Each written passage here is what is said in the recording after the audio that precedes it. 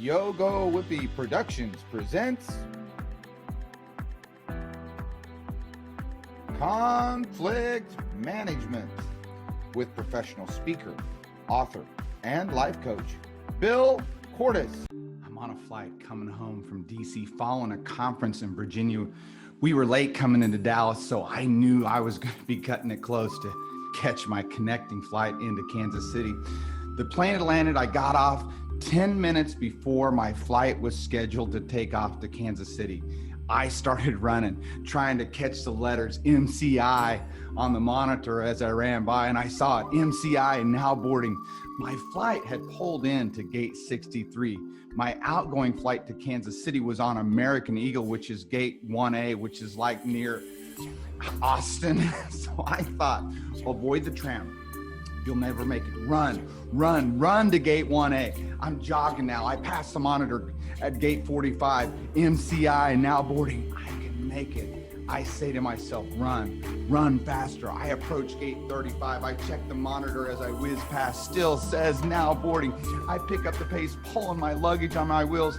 It's starting to wobble now, and as I pick up the pace and I start running harder, my luggage is like, oh, I don't want to run, and it's out of balance, and there's a rhythm to my step. Step kadunk, step kadunk, step kadunk. Still boarding as I pass the monitor at gate 22. I have to get home. It's Saturday. I speak in San Francisco on Monday. My only chance for a little bit of time at home is catching this flight. If I don't make it, I'll have no time at home before I fly out again. I have to make it. I'm running at full sprint mode. 10 gates to go. Monitor still says now boarding. I see the gate 1A in the distance. I can make this. And I'm moving fast now. Luggage is wobbling, adjusting my shoulder strap. I can see the goal in sight. I approach the desk, sweat's running down my face. I'm at the gate. Flight attendant, head down. I place my ticket on the counter. I'm out of breath. I'm on this flight. The flight attendant slowly picks up her head, reads my boarding pass, reads my name, and says, I'm sorry, Mr. Cordes. That's how she says it. That flight's already departed. But if you go to customer service counter, they can book you on the next flight into Kansas City. I walk away, my shoulders slumping. Inside, I'm screaming with anger. I know the drill. That plane is sitting there. It won't depart for another 20 minutes. Previously, I've been in this situation. Flight attendant got on the radio, made a call to shuttle. Shuttle returns. I get on my plane. Why can't she just do that? My internal dialogue is screaming. This is wrong. I have platinum status on American Airlines. Why won't she let me board? She needs to get me a shuttle. Even though I'm screaming on the inside. Believe it or not, true conflict has not occurred. Internal conflict, yes, but there has been no real conflict. Conflict is an expressed struggle. It's an expressed struggle between two interdependent parties. Before conflict can actually be conflict, it must be expressed. But we're going to get to that later. Conflict management. That's the purpose, and thanks for coming. You know, this is a tough one to get into, conflict. And maybe when you're clicking through workshops, you were thinking to yourself, that sounds kind of negative. Why would I want to do that? Let me just start by saying this. The quality of our relationships determines the quality of our lives. And you know as well as I do, our lives are filled with conflict. And unless we learn to manage it, well, we're going to struggle with it. But if we can change our paradigm, change our perspective about conflict, it can have a huge impact on what we do. So for this workshop, you're going to need a pencil. You're going to need a pen, a journal, piece of paper, something to write with, because we're going to just step right into it. And we're going to be looking at this idea of conflict management. How do we manage the conflict of our lives? And what I want you to do first thing is I want you, as soon as I say go, especially if you're with a group of people, you're going to pause this video. And your first activity is you're going to write down some synonyms for conflict. Go on ahead, write it down. Synonyms for conflict. Pause the video, take a pencil, piece of paper, and synonym words that mean the same to you as conflict. So when you think conflict, and I want you to come up with 10. Come up with 10. Don't restart the video until you get to 10. Stop the video now. Come up with 10. Come back and join me. Ready, go.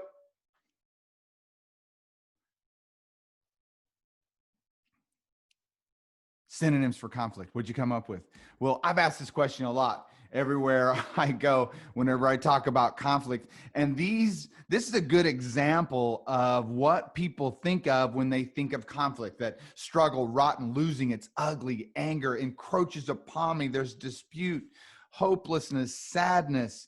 It's a battle, it's pain, it's aggression, it's apathy, negativity, difference. What did you write down? Chances are your list probably looked something like this. And so when we have something in our life that is like that, what we do is we tend to avoid it.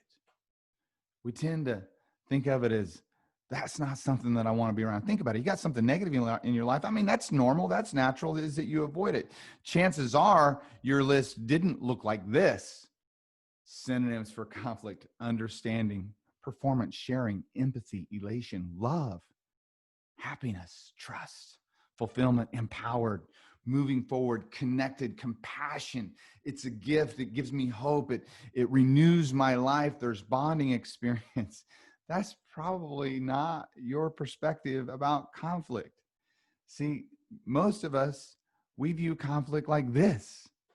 It's just kind of a negative thing. And like I said before, when something's negative in our lives, we have a tendency to do what? We have a tendency, to avoid it. We want to stay away from the negativity. Most people don't want to. I mean, if you have a choice between doing something that you like and something that you don't like, you're going to choose to do the thing that you like. If you have a choice to do something that's going to make you grow versus something that stifles you, you're going to maybe choose the thing that will make you grow. Well, avoiding conflict will stifle you. And embracing conflict will make you grow. But let's look at this idea of conflict and how did we get to this place? Well, if you've ever been to any of my workshops, I talk about this, and especially in my keynotes, is that we as people are so easily conditioned. Our approach towards conflict is a born into condition in how we see it in our lives. And so we've been conditioned, like if I would say, something like, Red Robin, yum, without even thinking, you would say yum. Why? Because that's conditioning it. If I say up, you say down. If I say right side, you say left side. If I say top, you say bottom. See, you don't have to think about those responses. It's just a part of you. It's natural. If we were in a live seminar and I were to ask you to volunteer, I'd say, hey, can I have a volunteer? I know what kind of response that I would get depending upon the age group that I'm working with. Like when I ask kindergarten students, I'll go. When I ask 5th and 6th graders, about half the class will volunteer. When I ask high school students, they usually volunteer the person next to them. How did that happen? You got conditioned. You learned that behavior the same way you learned your approach to conflict. You asked to volunteer, the teacher invites you to the front of the room, the teacher asks you a question, a really, really tough question, like 1 + 1, and they're like, I like paste, and you responded, the answer was wrong. The entire class, they laughed, and you experienced that pain, and you thought, oh, the way to not experience that pain is to not volunteer. We learned the same thing with conflict. We had conflicts happen in our life. It got ugly. And so we learned to avoid it. And you probably know as well as I do, always avoiding conflict in our life is not a very good strategy for handling it. So, this Harvard Business Review, October 2019, came out with this study. They said most people won't succeed. And when they're talking about success, they're not talking about how much money you make, the kind of car you drive. They're talking about your ability to create quality relationships. In fact, if you will live a rich life indeed, if you build quality relationships, build a community of quality relationships around you. But most people won't succeed at that because they won't evolve. They won't change. They stay stuck in what is. We learn these things from ages 2 to 18. And those things become habits about how we live our life. And if you have a negative attitude towards conflict now, unless you do something to change it, you'll always fear it. And if you always fear it, you'll always avoid it. And if you always avoid it, you'll never have quality relationships. In fact, some of the highest quality relationships that you're going to have in your life is those relationships that you have conflicts and you have disagreements, but you don't put the person out to pasture because of it. Think about it this. You ever had a conflict with somebody, and as a result of the conflict, the misunderstanding, the clearing up, the relationship actually got better? Of course you have. It's just that we don't normally look at it from that perspective. We don't evolve. My challenge for you is to embrace the tiger of conflict and to understand that it can make you better. If you don't fear it, it will make you better. So to make conflict look like this in our lives, opportunity, hopeful, fulfillment, we got to do something to change. Change your perspective, change how you see it, change your performance. Change your perspective, change your performance. And so what is conflict? Well, let's talk about Dallas. I said that when I was standing there in front of the flight attendant, I was upset. She didn't see that I was upset. I just took the ticket. I walked around, and as I walked away, internally, I am screaming.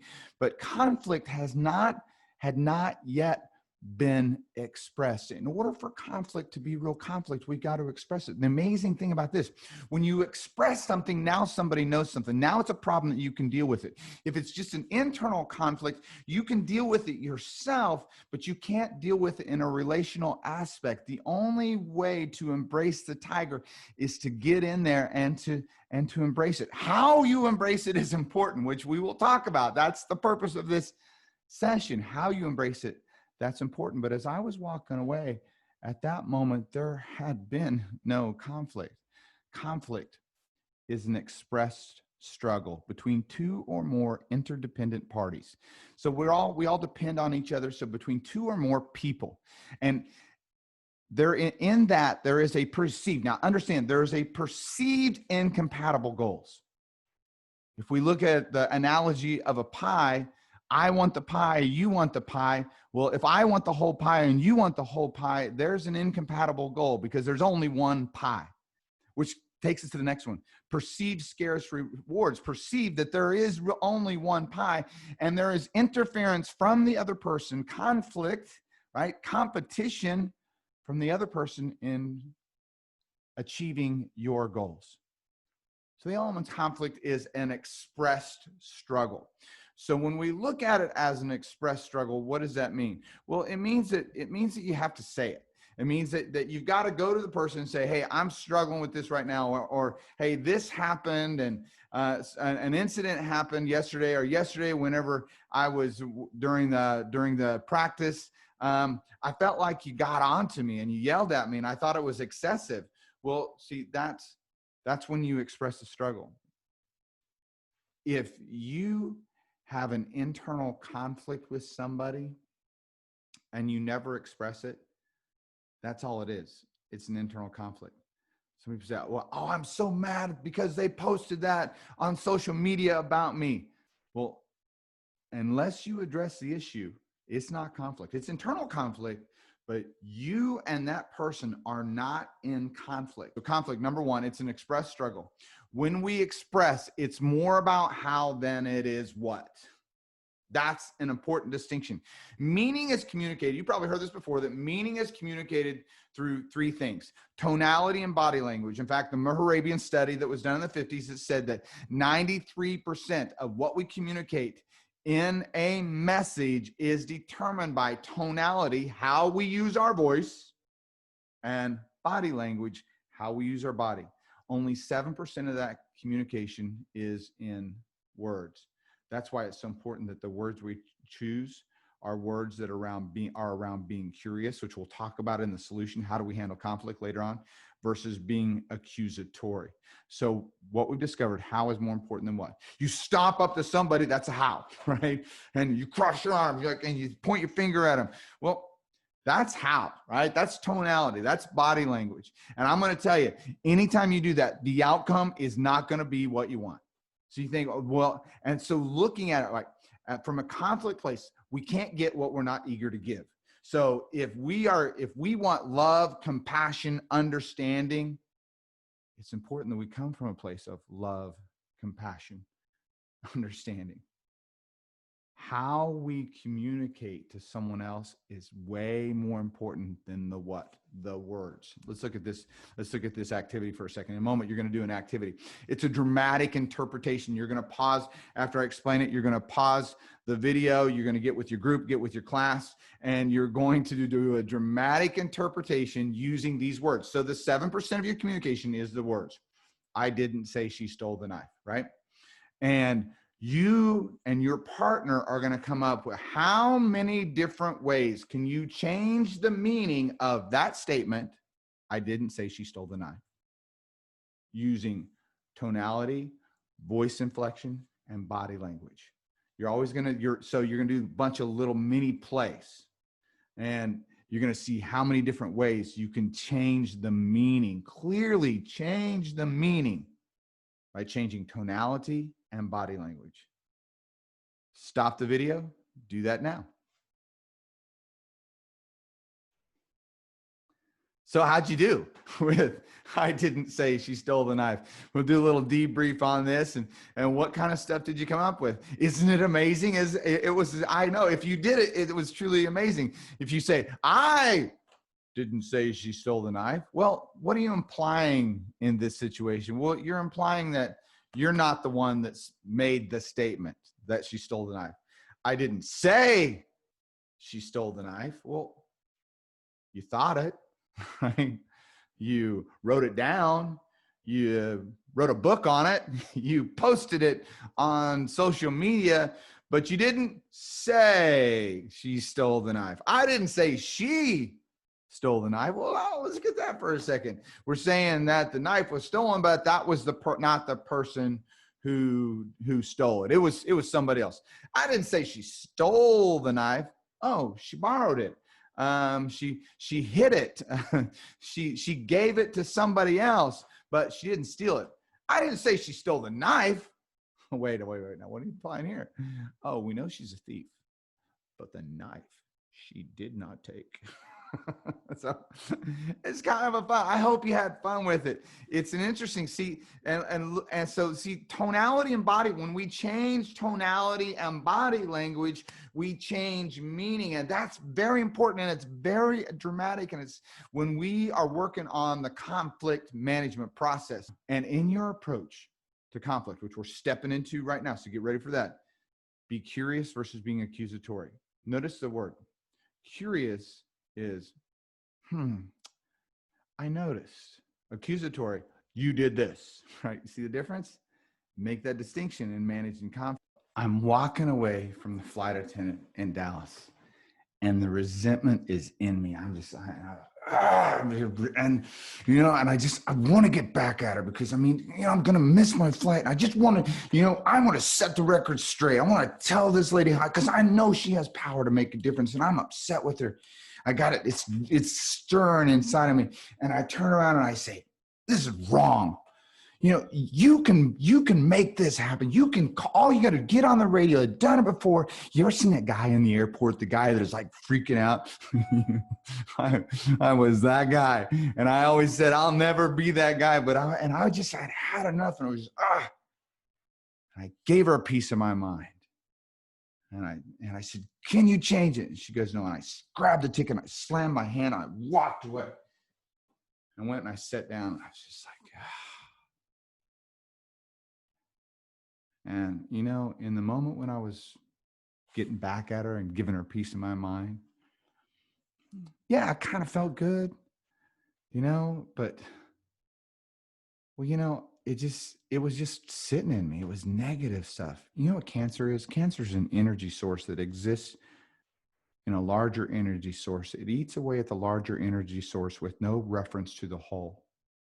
When we live with resentment, resistance, and revenge in our hearts, it's a cancer in us.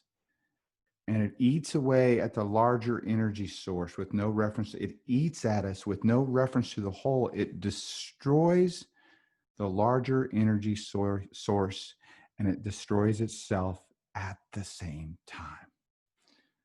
That junk was in me. And I thought, man, I don't want to go home with this energy. I turned around and I walked up to the counter and I said, I don't know if you remember me or not. She looks up and she kind of smiles and laughs. She goes, yeah, I remember you. I said, I noticed that I treated you really bad when I was here. And I just think that I should let you know and that I was a jerk. And I feel like a jerk. And I just want to let you know that, you shouldn't be treated that way. Nobody should be treated like that. And I just want to let you know that next time that I'm in a situation like this, I'm going to be a little bit calmer. And I appreciate what you do. And she looks at me, she smiles, and she said, thanks. And that was the end of it. When I came from that place with her, it changed me. See, I apologize. She got the benefit of it, but I also got the benefit of it. And some people say, oh, I'd never give them the satisfaction of apologizing, or I'd never give them the satisfaction of letting them know how I feel. But you're not hurting them, you're hurting yourself. Conflict management is a brilliant thing to do because it improves you. It makes you better, improves your health. It builds relationships. It makes you better. That's why we do it. I'm so glad that I went back. And when I went back, the tool that I use, because that's what I thought, man, I got all this great tools. I mean, I teach this stuff and I'm not using the tools. And so you can have great tools, but unless you use those tools are useless. The stuff that you're learning in these workshops, they're tools to use, but you got to use them in order for them to work for you.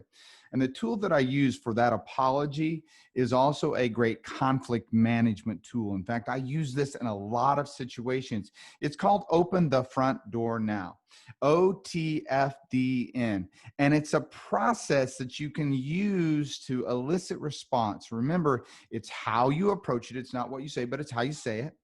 And it's tonality and body language.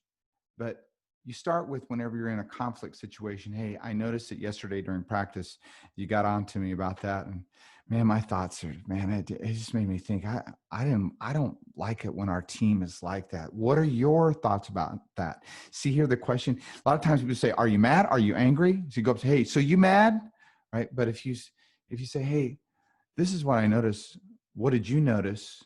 See, that's an open-ended question. And by them talking and then communicating, it kind of de-escalates things a little bit. What are your thoughts about that? How did you feel? I felt this. How did you feel? What do you want things? How do we want to move forward from this? What's your desire the next time we walk into this? OTFDN. It's a great tool, folks. I mean, if you use it, it will be useful. It can de-escalate situations. Remember, it's not what you say, it's how you say it. Be curious when you're approaching conflict. Be curious, not accusatory.